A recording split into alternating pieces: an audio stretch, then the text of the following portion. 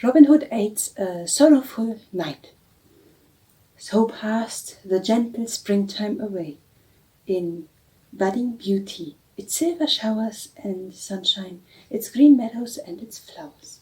So likewise passed the summer with its yellow sunshine, its quivering heat and deep, bosky foliage, its long twilights and its mellow nights, through which the frogs croaked and fairy folk was said to be out on the hillside. All it had passed, and the time of the fall had come, bringing with it its own pleasures and joyousness. For now, when the harvest was gathered home, many bands of gathering roaming the country about, singing along the roads in the daytime, and sleeping beneath the hedgerows and the hay ricks at night. Now the hips burned red in the tangled thickness, and the heaves waxed back in the hedgerows. The stumble lay all crisp and naked to the sky, and green leaves were fast turning russet and brown.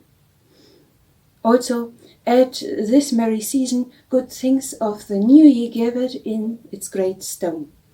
Brown ale lies ribs in the cellar, hams and bacon hang in smoke shed, and crabs are stowed away in the straw for roasting in the winter time, when the north wind pipes the snow in drifts around the gables, and the firecrackers warm up on the hearth. So passed the season then, so they passed now, and so they will pass in the time to come, while we come and go like leaves of the trees that fall and are soon forgotten. Quoth Robin, soothing the air, here is a fair day, Little John, and one that we can e'er waste in idleness. Chosen such men as thou dost need, and go thou east, while I will wend to the west. And see that each of us bringeth back some good guests to dine this day beneath the greenwood tree. Marry, cried Little John, clapping his palms together for joy. They bidden feathery, my likeling like hath the blade. I'll bring thee back a guest this day, or comest not back mine own thyself. Then they each chose such of the band as they wished, and so went from the woodland forth by different paths of the forest.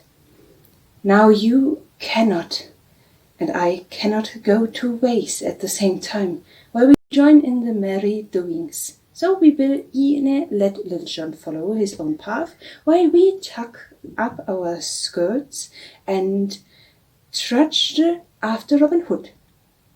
And here is good company too. Robin Hood will Scarlet, Allan a Dale will Scatterlock, Midge the miller's son, and others. A score or more of stout fellows had bidden in the forest with Friar Tuck to make ready for the homecoming, but all the rest were gone either with Robin Hood or with Little John. They travelled onwards, Robin following his fancy and the other following Robin. Now they wended their way through an open dale, with cottage and farm lying herewith, and now again they entered woodlands once more. Passing by fair Manfield's town, with its towers and battlements and spires all smiling in the sun, they came at last out of the forest lands. Onwards they journeyed, through highways and byways, through villages where good wives and merry lasses peeped through the casements at the fine show of young men, until at least they came over beyond Alberton in Derbyshire. By this time high noontide had come, yet they had met no guests such as it was worth their while to take back to Sherwood. So, coming at least to a certain spot, where a shrine stood at the crossing of two roads, Robin called upon them to stop, for here on either side was shelter of the hedgerows, behind which was a good hiding, whence they could watch the roads at their ease while they ate their midday meal. quoth merry Robin. Here, methinkens, is a good lodging, where peaceful folk, such as we be, can eat in quietness. Therefore we will rest here and see what may perchance fell in our lock-pot. So they crossed a steer and came behind the hedge-grove, where the meadow sunlight was bright and warm, and where the grass was soft, and there they sat down.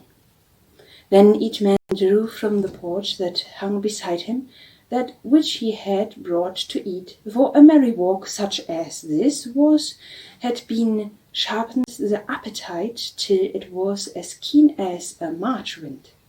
So no more words were spoken, but each man saved his teeth for better use, munching at brown crusts and cold meat right lustily. In front of them, one of the high roads crawled up the steep hills, and then dipped suddenly over in the crest, sharp cut with hedge-grove and shady grass against the sky. Over the top of the windy hill peeped the eaves of a few houses of the village that fell back into the valley behind. There also showed the top of the windmill, the sails slowly raising and dripping from behind the hill against the clear blue sky, as the light wind moved them with cracking and labouring swing. So the yeomen laid behind the hedge and finished their midday meal. But still this time slipped along, and no one came. At least a man came slowly riding over the hill and down the stony road towards the spot where Robin and his band lay hidden. He was a good stout knight, but sorrowful of face and downcast of mind. His clothes were plain and rich, but no chain of gold, such as folk of a standing in life wore at most times, hung around his neck, and no jewel was about him, yet no one could mistake him for aught but one of proud and noble blood. His head was bowed up on his breast, and his hands drooped limbs and on either side, and so he came slowly riding, as though sunk in sad thoughts, while even his good horse was reins loose up on his neck, and walked with an hanging neck, as though he shared his master's grief. Quoth Robin Hood, "Yon is very sorrow-looking gallant, and doth seem to have done it ill content with his jerkins this morning. Nevertheless, I will out and talk with him, for there may be some pickings here for a hungry dog. Methinkens his dress is rich, though he himself is so downcast. Bide he here till I look into this matter." So saying, he arose and left them, crossing the road to the shire, and there stood, waiting for the sorrowful knight to come near him. So presently, when the knight came riding slowly along, jolly Robin stepped forward and laid his head over the bridle rein. "Hold, sir knight," quoth he, "I pray thee tarry for a short time, for I have few words to say for thee." "Thou art thou, friend, thou doest stop a traveller in this manner up on his most gracious maestry's highway," said the knight. "Marry," quoth Robin, "that is a question hard to answer. One man calleth me kind, another calleth me cruel. This one calleth me good honest fellow, and that one will thief. Truly the world hath as many eyes to look upon a man withal as there are spots on a jet. So with what pair of eyes thou regardest me lieth entirely wine them own selves. My name is good Robin Hood." "Truly, good Robin," said the knight with a smiling twitch at the corners of his mouth, "thou hast a quaint conceit, for as for the pair of eyes which with I regard thee, I would say that they are as favourable as may be, for I hear such a good of thee and little ill. What is thy will for me? Now I have made my vow, sir knight," quoth Robin. "Thou hast surely leaned thy wisdom of good Grover Swarthold, for he saith, fair words are so easy spoken as foul, and bright good will in the stead of blows. Now I will show thee that truth of this saying, for if thou wilt go with me this day to Sherwood Forest, I will give thee a merry feast as ever thou hast in all thy life. Thou art indeed kind, said the knight, but methinketh thou wilt find me but an ill, seeming and sorrowful guest. Thou hast it best let me pass on my way in peace. Nay, quoth Robin, thou mindest go thine own way, but for one thing, and that I will tell thee. We keep an inn, as it were, in the very depths of Sherwood, but so far from high roads and beaten paths that guests do not often come nigh us. So I and my friends set off merrily and seeking them when we grow full of ourselves. Thus the matter stands, Sir Knight, yet I will furthermore tell thee that we count upon our guests paying a reckoning. I take the meanings, friend, said the knight gravely, but I am not thy man, for I have no money by me. So is sooth, said Robin, looking at the knight keenly. I can scarce chose but believe these yet, Sir Knight. There be those of thy orders whose words is not to be trusted as much as they would have others believed. Thou wilt think no ill if I look for myself in this matter. Then, still holding his horse by the bridle rein, he put his fingers to his lips and blew a shrill whistle. Thereupon 80 yeomen came leaping over the stile and ran to where the knight and Robin stood. These, said Robin, looking upon them proudly, are some of my merry men. They share and share alike with my all joys and troubles, gains and losses. Sir Knight, I pray thee, tell me what money thou hast about thee. For a time the knight said not a word, but a slow red rose into his cheeks. At least he looked Robin in his face and said, I know not why I should be ashamed, for I should be no shame to me. But, friend, I tell thee the truth, when I say that in my purse are 10 shillings, and that this is ever growed that Sir Richard and the Lear have it in all the wide world. When Sir Richard and the silence fell, until at least Robin said, And dost thou pledge me that knightly word, that this is all thou hast it with thee? Yea, answered Richard, I do pledge thee my most solemn word as a true knight, that it is all the money I have in the world. Nay, here in my purse ye may find for yourselves the truth of what I say. And he held his purse out to Robin. Put up thy purse, Sir Richard, quoth Robin, for be it from me to doubt the word of a knight. To proud I strive to bring low, but those that walk in sorrow I would aid if I could. Come, Sir Richard, cheer up thy heart, and go with us to the greenwood.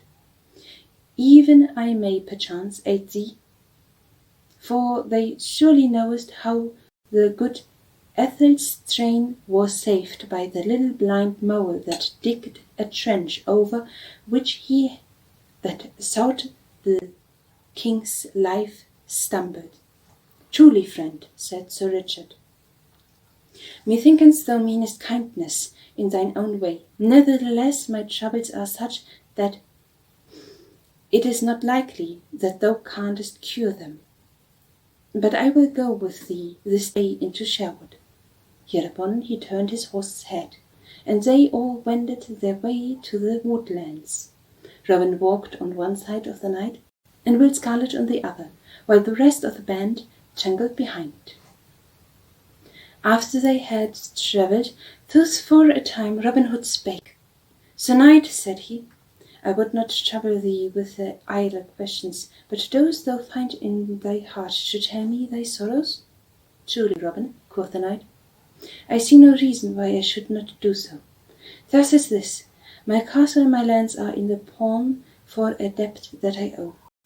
3 days hence the money must be paid, or else all mine estate is lost forever. For then it falls into the hands of the proprietor of Emmet, and what they swallow they never give forth again. Quoth Robin, I understand not why those of thine kind live in such a manner that all their wealth passeth from them like snow beneath the springtime sun. Thou wrongest me, Robin, said the knight. For listen, I have a son but 20 winters old. Nevertheless he woned his spurs as knight. Last year, on a certain evil day,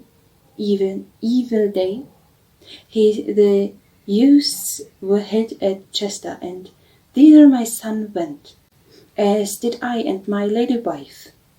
I vowed it was appointed time for us, for he unhorsed each knight that he tilted against. At least he ran a course with a certain great knight, Sir Walter of Lancaster, yet, though my son was so youthful, he kept his seat, albeit those spears were slivered to the haft. But it happened that a splinter of my boy's lance ran through the visor of Sir Walter's helmet and pierced through his eyes into his brain, so that he died ere his esquire could unlance his helmet. Now Robin was Sir Walter the great friend of the court. Therefore his kinsmen stirred up things against my son, so that, to save him from prison, I had to pay a ransom of 600 pounds in gold. All might have gone well even yet, only that by ins and outs and crookedness of laws, I was sawn like a sheep, that it clipped to the quick. So it came that I had to pawn my lands to the priory of Elmet for more money, and a bargain they dove me with in my hours of need. Yet I would have thee understand, I grieve so for my lands, and only because of my dear lady wife. But where is thy son now? asked Robin, who had listened closely to all the knight had said. In Palestine, said Sir Richard, battling like a brave Christian soldier for the cross and the holy sepulchre. Truly England was an ill place for him because of Sir Walter's death and the hate of the Lancaster's knightmans. Truly, said Robin, much moved, thine is a hard lot. But tell me, what is owing to Emmet for thine estate? Only 400 pounds, said Sir Richard. At this Robin smoothed his hide in anger. Oh, the bloodsuckers, he cried. A noble estate to be for 400 pounds. But what will befell thee if thou dost lose thy lands, Sir Richard? It is not mine own lot that doth trouble me in that case, said the knight, but my dear lady's. For should I lose my land, she will have to be taken herself to some knightmans that there abide in charity, which methinkens would break her proud heart. As for me, I will over the salt sea, and so to Palestine to join my son in the fight for a holy sepulchre. Then up spake Will Scarlet. But hadst thou no friends that will help thee in thy dire need? Never a man, said Sir Richard. While I was rich enow at home, and had friends, they blew great boasts of how they laughed me. But when the oak falls, in the forest the swine runs from beneath it, lest they should be smirren down also.